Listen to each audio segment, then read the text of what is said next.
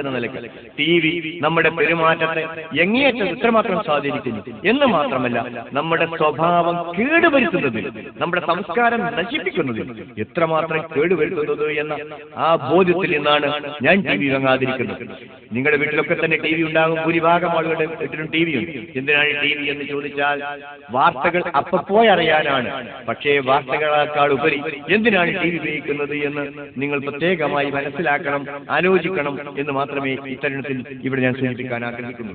അപ്പോൾ ഞാൻ പറഞ്ഞു വന്നത് കുട്ടിയുടെ സ്വഭാവത്തെയും പെരുമാറ്റത്തെയും സ്വാധീനിക്കുന്ന ഘടകങ്ങൾ എന്തൊക്കെയാണ് എന്ന് ഓരോന്നായി നമ്മൾ അറിയേണ്ടതായിട്ടുണ്ട്.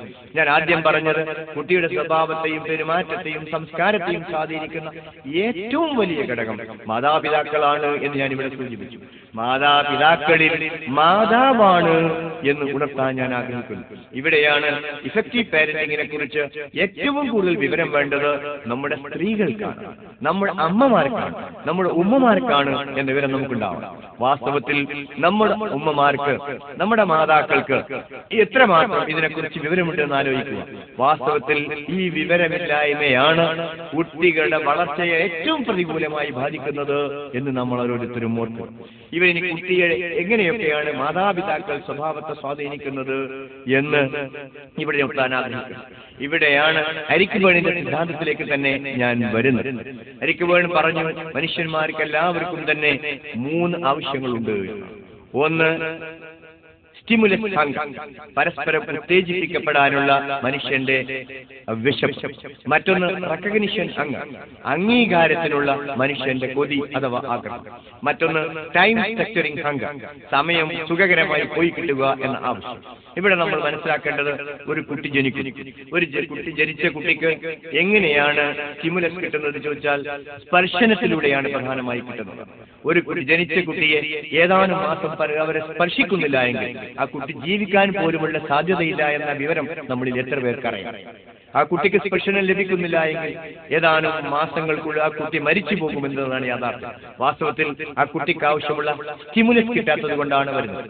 ഇതുപോലെ തന്നെ കുട്ടികളെ സംബന്ധിച്ചിടത്തോളം അവരെ ചുംബിക്കുക, ആലിംഗനം ചെയ്യുക, പിടിച്ചുകൂട്ടുക, തലോടുക എന്നത് ആരോഗ്യമുള്ള കുട്ടി ഉണ്ടാകുന്നതിന് വളരെ പ്രധാനമാണ് എന്ന് എത്ര പേർക്കറിയാം. ഒരുപക്ഷെ സ്നേഹത്തിന്റെ പേരിൽ നമ്മൾ ചെയ്യുന്നുണ്ടെങ്കിലും അതിന്റെ കുറവ് മൂലം മാത്രം സ്വാഭാവികമായും കുട്ടിയുടെ പെരുമാറ്റം മോശമാകുമെന്ന് മാത്രമല്ല ഭാവിയിൽ മാനസിക രോഗങ്ങൾ ഉണ്ടാവാനുള്ള കാരണം വരെ ഉണ്ടാകുമെന്ന് സൂചിപ്പിക്കാൻ ഞാൻ ആഗ്രഹിക്കുന്നു. ഇതുമായി ബന്ധപ്പെട്ടൊരു കാര്യം ഞാൻ ഓർക്കാം. മിക്കവാറും യതീംഖാനകൾ എടുക്കുക. യതീംഖാനകളുടെ കുട്ടികളുടെ പെരുമാറ്റത്തെ പറ്റി മിക്കവാറും എല്ലാ യതീംഖാനയിൽ നിന്നും പരാതി വരുന്നത്.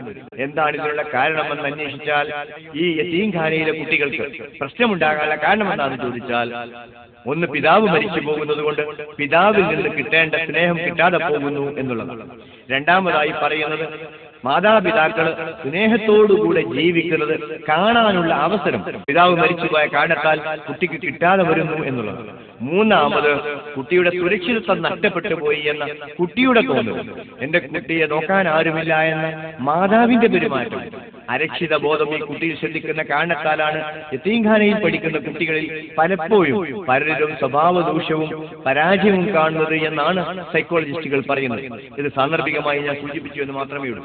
ഇങ്ങനെയാണെങ്കിൽ കൂടി മനഃശാസ്ത്രപരമായ സമീപനത്തിലൂടെ യതീംഖാനയിലെ കുട്ടികളുടെ സ്വഭാവങ്ങളൊക്കെ തന്നെ മാറ്റിയെടുക്കാൻ കഴിയുമെന്ന് കൂടി സാന്ദർഭികമായി ഞാൻ ഇവിടെ സൂചിപ്പിക്കാൻ ആഗ്രഹിക്കുന്നു. അപ്പോൾ വളരുന്ന കുട്ടിക്ക് ആവശ്യമായിരിക്കുന്ന സ്നേഹവും അംഗീകാരവും അതാത് സമയത്ത് കൊടുക്കേണ്ടതുണ്ട് എന്നതാണ് ഇഫക്റ്റീവ് പാരന്റിംഗിൽ പ്രധാനമായി ശ്രദ്ധിക്കേണ്ടത്. അവിടെ രക്ഷിതാക്കൾ ഒരുപക്ഷെ പറയും, അതേ ഞാൻ കൊടുക്കുന്നുണ്ട് എന്നാണ് പലരുടെയും മറുപടി. പക്ഷെ ഞാൻ പറയാൻ ആഗ്രഹിക്കുന്നു, കുട്ടിക്ക് തിരിയുന്ന ഭാഷയിലാണ് അവന് സ്നേഹം കൊടുക്കേണ്ടത്. എരിക് ബേൺ ഇതിൽ പറഞ്ഞിരിക്കുന്നത് അൺകണ്ടീഷണൽ ലവ് എന്നാണ്, നിരുപാധികമായ സ്നേഹം കൊടുക്കണം എന്നാണ്. പക്ഷേ ഒരാൾക്ക് സ്നേഹം ഉള്ളിലുണ്ടായാൽ പോരാ, കുട്ടിക്ക് തിരിയുന്ന ഭാഷയിൽ സ്നേഹം കൊടുക്കണമെന്ന്. പലപ്പോഴും രക്ഷിതാക്കൾ കുട്ടിക്ക് മനസ്സിലാകുന്ന ഭാഷയിൽ സ്നേഹം കൊടുക്കുന്നില്ല എന്നതാണ് രക്ഷിതാക്കൾക്ക് സംഭവിക്കുന്ന ഒരു തെറ്റ്. ഉദാഹരണത്തിന്, ധാരാളമായി സ്പർശിക്കുക, ടച്ച് സ്ട്രോക്ക് എന്നാണ് പറയുന്നത്. എരിക് ബേൺ ഇതിൽ പറഞ്ഞിരിക്കുന്നത് പോസിറ്റീവ് സ്ട്രോക്ക് എന്നാണ്. ഇതിന്റെ വിപരീതമാണ് നെഗറ്റീവ് സ്ട്രോക്ക്. ഭൂരിഭാഗം രക്ഷിതാക്കളും ഇപ്പോൾ കൊടുക്കുന്നത് നെഗറ്റീവ് സ്ട്രോക്കുകളാണ്. സ്ട്രോക്ക് എന്ന ഇംഗ്ലീഷ് വാക്കിന് പരിഭാഷപ്പെടുത്തുക എന്നത് തന്നെ വളരെ പ്രയാസമുള്ള കാര്യമാണ്. സ്ട്രോക്കിന്റെ കാര്യം ഞാൻ പറയാനുള്ള കാരണം പല രക്ഷിതാക്കളും പോസിറ്റീവ് സ്ട്രോക്ക് കൊടുക്കുന്നതിന് പകരം നെഗറ്റീവ് സ്ട്രോക്കുകളാണ് കുട്ടികൾക്ക് കൊടുക്കുന്നത്. ഈ നെഗറ്റീവ് സ്ട്രോക്കുകൾ കുട്ടിയുടെ സ്വഭാവം കേടുവരുത്തുന്നതിനും ആരോഗ്യപരമായ വളർച്ചയെ വളരെ പ്രതികൂലമായി ബാധിക്കുന്നുണ്ട് എന്ന് നമ്മൾ ഓരോരുത്തരും മനസ്സിലാക്കിയിരിക്കേണ്ടതായിട്ടുണ്ട്. അപ്പോൾ പോസിറ്റീവ് സ്ട്രോക്ക് എന്താണ് എന്ന് നാം മനസ്സിലാക്കിയിരിക്കേണ്ടതായിട്ടുണ്ട്. പോസിറ്റീവ് സ്ട്രോക്ക് എന്ന് പറഞ്ഞാൽ ഞാൻ ആദ്യം പറഞ്ഞതുപോലെ അത് വാക്കുകൊണ്ടാകാം, ശരീരസ്പർശനം കൊണ്ടാകാം, അംഗീകാരമാകാം. ഇതൊക്കെ പോസിറ്റീവ് സ്ട്രോക്ക്. തലോടലും ചുംബിക്കലും പിടിച്ചുകൂട്ടലും ഒക്കെ തന്നെ പോസിറ്റീവ് സ്ട്രോക്കുകളാണ്. അതേ സ്ഥാനത്ത് ഞാൻ ആദ്യം സൂചിപ്പിച്ചതുപോലെ നിഷേധ സ്ട്രോക്കുകളാണ്, നെഗറ്റീവ് സ്ട്രോക്കുകളാണ് പലപ്പോഴും ബഹുഭൂരിഭാഗം രക്ഷിതാക്കളും ഭൂരിഭാഗം സമയത്തും കൊടുക്കുന്നത് എന്നാണ് യാഥാർത്ഥ്യം.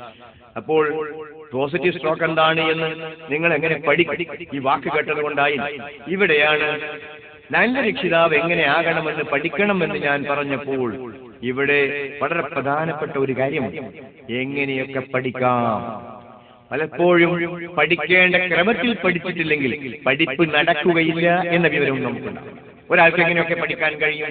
ഒരാൾക്ക് കണ്ടു പഠിക്കാം, കേട്ട് പഠിക്കാം, എഴുതി പഠിക്കാം, വായിച്ചു പഠിക്കാം, ചെയ്തു പഠിക്കാം, കണ്ടീഷനിങ്ങിലൂടെ പഠിക്കാം, സ്പർശിച്ചു പഠിക്കാം, രുചിച്ച് പഠിക്കാം, ചിലപ്പോൾ നമുക്കൊരു തോന്നലൂടെ നമുക്ക് പഠിക്കാം. ഇസ്ലാമിക സിദ്ധാന്തപ്രകാരം അള്ളാഹുവിൽ നിന്ന് കിട്ടുന്ന വിവരം മൂലവും പഠിക്കാം. ഇങ്ങനെ വിവിധ രീതിയിൽ പഠിക്കാവുന്നതാണ്.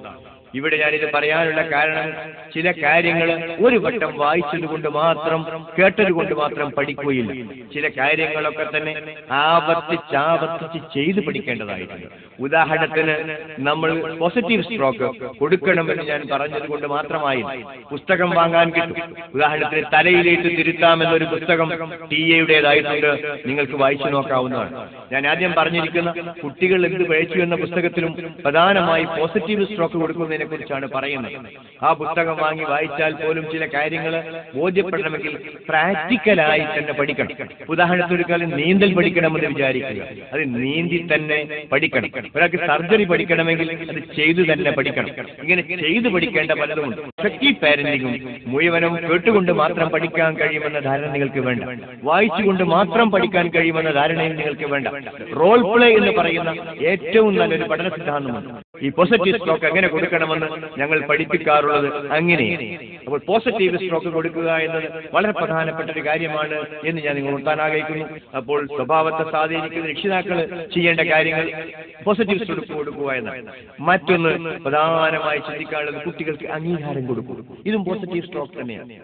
ഉദാഹരണത്തിന് ഏത് കുട്ടിയും കുറെ നല്ല കാര്യങ്ങൾ ചെയ്യുന്നു. നമ്മളിപ്പോൾ എന്താണ് ചെയ്യുന്നത്? കുട്ടി ചെയ്യുന്ന തിന്മകൾ മാത്രം കണ്ടെത്തുകയാണ് ചെയ്യുന്നത്. നന്മകൾ കണ്ടെത്താൻ നമുക്ക് കഴിയുന്നില്ല. നമ്മൾ ഓരോ കുട്ടിയും ഒരുപാട് നന്മ ചെയ്യുന്നു, പക്ഷെ തിന്മയിൽ മാത്രമാണ് നമ്മൾ ഇവിടെ കേന്ദ്രീകരിക്കുന്നത്. ഒരുതരം പ്രതിപക്ഷ മനസ്ഥിതി പോലെ തിന്മകൾ കണ്ടെത്തുക എന്നതാണല്ലോ പ്രതിപക്ഷ മനസ്ഥിതി. ആ രീതിയിൽ തന്നെയാണ് നമ്മുടെ ഒക്കെ തരം പെരുമാറ്റങ്ങൾ വളർന്നു വരുന്നത്. ഉദാഹരണത്തിന് ഞാൻ ഒരു കാര്യം പറയാം. ഒരിക്കല് കുറച്ചൊരു മുതിർന്ന കുട്ടിയെ, ചെറിയ കുട്ടിയെ നോക്കാൻ വേണ്ടി മാതാവ് ഏൽപ്പിച്ച് പുറത്തുവിട്ടു. അങ്ങനെ മാതാവ് കുട്ടിയെ നന്നായി നോക്കും. പക്ഷെ മാതാവ് ഒന്ന് നോക്കുന്ന സമയത്ത് കുട്ടി എന്താണ് ചെയ്തിരിക്കുന്നത്? ചെറിയ കുട്ടി അവൻ നോക്കിയിട്ടുണ്ട്. അതോടൊപ്പം തന്നെ അവിടെ ഉണ്ടായിരുന്ന കരിക്കട്ട എടുത്ത് അവൻ ചുമരിന്റെ മുകളിൽ പുഷ്പം വരച്ചു വെച്ചിരിക്കുന്നു, മൃഗങ്ങളെ വരച്ചു വെച്ചിരിക്കുന്നു, മനുഷ്യനെ വരച്ചു വെച്ചിരിക്കുന്നു. ഇത് വന്ന ഉടനെ തന്നെ മാതാവ് എന്താണ് ചെയ്യുന്നത്? കുട്ടിയെ ചീത്ത പറയുകയും അടിക്കുകയും ചെയ്യും. നോക്കുക, നിങ്ങൾ ഇവിടെ കുട്ടി ചെയ്തൊരു വലിയ തെറ്റായിട്ടാണ് നമ്മൾ കാണുന്നത്. അതേ സ്ഥാനത്ത് ഈ ചെറിയ കുട്ടിയെ ഇതുവരെ നോക്കി എന്നത് ഈ കുട്ടി ചെയ്ത ഒരു നന്മയാണ്. ആ നന്മ അവിടെ കാണാതെ പോയി. മറ്റൊന്ന്,